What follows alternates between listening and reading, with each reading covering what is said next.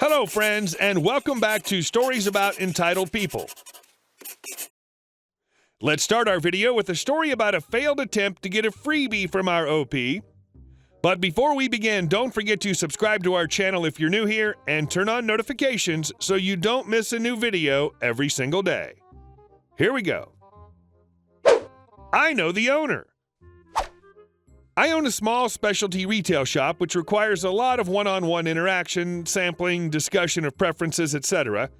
In my first year, business was often slow, and there were some days that I had more requests for donations than I did paying customers. It was pretty demoralizing, but fortunately cultivated many great regulars, etc., and later devised a way to deal with the donation requesters and freebie seekers. But one woman I'll never forget. Keep in mind that in my first years, I was in the shop every hour it was open, and often the only person having help only on weekends. There was not a single customer that I didn't lay my personal eyes upon. So in she comes on a slow weekday, parking her luxury SUV out front and sauntering in. I help her for a long while, making recommendations, providing samples, and decisions are made. I ring up her order and give her the total. What about my discount? I'm friends of the owner. And the owner always gives me wholesale discount, and I've known the owner for years. And the owner appreciates that I send my friends in to buy and I get wholesale pricing. I look at her blankly, just stunned by the entitlement. I honestly felt like crying. I am the owner, I sighed. And while I appreciate your business, I've never seen you before in my life. She paid, left, and never came back. I wonder what her face looked like. Awkward as hell, I imagine. And our second story. Don't want to follow the rules? Go home. This happened many years ago. At the time, I was working at a popular tourist attraction that had a hall that could be rented after hours for events and functions. The hall could be accessed in a number of ways, including a doorway that opened out onto the street. During functions, we would often use this doorway to let smokers in and out of the building. The only rule was that they had to leave their drinks on a table near the door since liquor wasn't allowed on the street. One night, we were holding a holiday party for a large bank. For whatever reason, a number of employees of this bank thought they could take their drinks out with them when they were having a smoke. This is not legal in our city. I was posted near the door to make sure they didn't do this, because if they were spotted by police or we were subjected to a random liquor inspection, it happens, we could lose our liquor license. One employee was particularly douchey about not following this rule. In fact, let's call him DB. The very first time he attempted to bring his drink out with him, I stopped him and let him know the rule. He looked me square in the eye and said, "What a terrible shame it is that I can't enjoy my scotch with a cigarette." I looked him square in the eye back and replied, "Yes, sir, the world is in mourning. Now please leave your drink on the table if you're planning to go outside." From then on, DB didn't like me. For the rest of the night, he would attempt to hide his drink under his coat, get his friends to distract me, or sneak in and take his drink outside when I wasn't looking. Every time he did this, I would quietly approach him and ask that he please take his drink back inside and leave it on the table. Every time, he would openly mock and insult me in front of the entire group of smokers. The last straw happened when he got a number of his friends to walk out the door en masse with their drinks as some sort of first world problem protest. This time, after herding them all back inside, I radioed our building's maintenance worker and asked him to lock the door. No more smoking area. DB and his friends' howls of protest attracted the attention of their boss, who'd planned and was paying for the event. He asked me what the problem was and then proceeded to tell off DB and his friends for acting like a bunch of immature D-wads. He then asked me what he could do to fix this so that the smoking area could be reopened. I pointed right at DB and said, "I want him gone." The boss nodded and told DB to get his jacket and go home. I made sure to be at the coat check when he left. I handed him his jacket and said, "Have a nice night, sir." Best feeling ever. Might have felt petty, but it probably led to pro. That guy probably had a hell of a time getting anywhere at work from then on, if he was even allowed to keep working there. Piss off a boss by embarrassing him like that, you're going to have a bad time until you get another job. And our next story. Steal my food, get publicly shamed. So I take my car to a discount tire and have the tire patched and put on.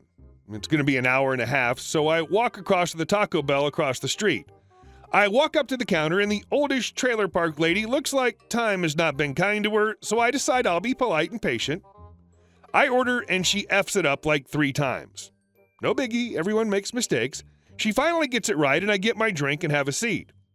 Behind me is this fat housewife woman. She looks like she's desperately trying to retain her figure after she lost it to her 2 obnoxious kids. She orders 4 packs of Cinnabons, no joke, 4, and stands next to the counter while waiting for her kids to teach themselves how to behave in public.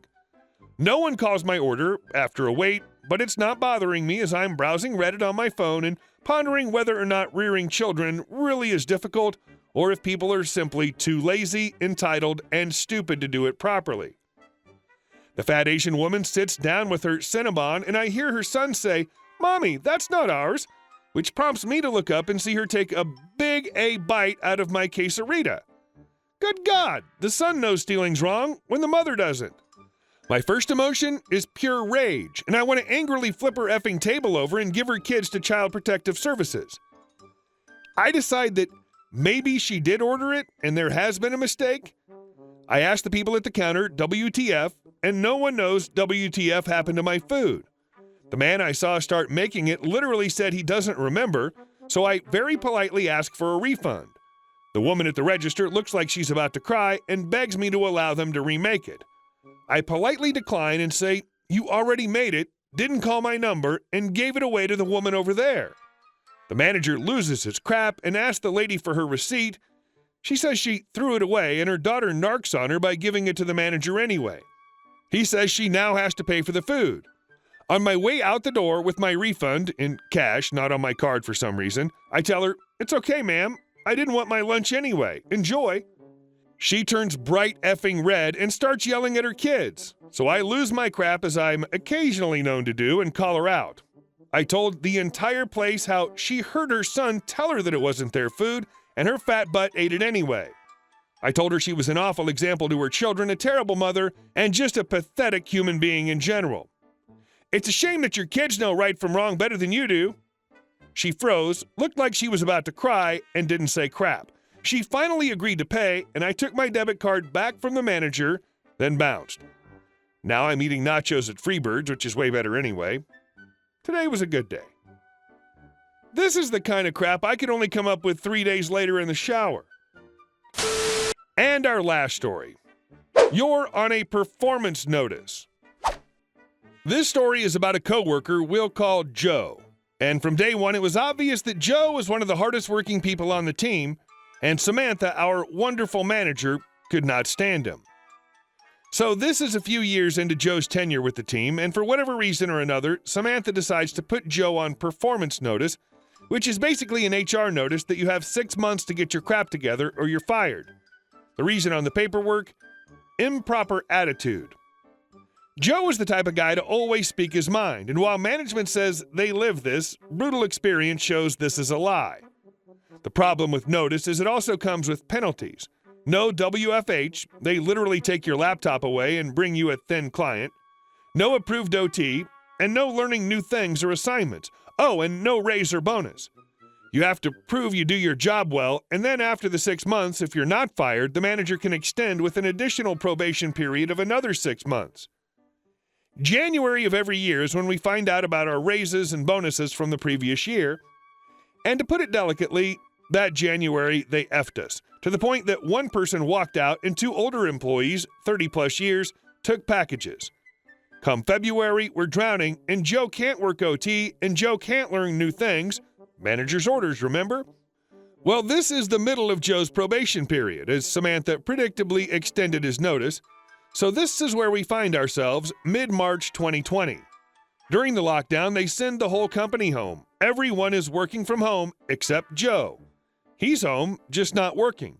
He technically can't. And about 2 weeks into the lockdown is when Samantha finally notices. She goes ballistic. "Why aren't you working? Blah, blah, blah." On a team email with everyone CC'd, he replies all, "As you know, I am on coaching and cannot work from home." Tries to get HR to fire him, to which they reply, "Samantha, you elected to continue the notice, which still has 4 months. We can't issue him a laptop until it expires."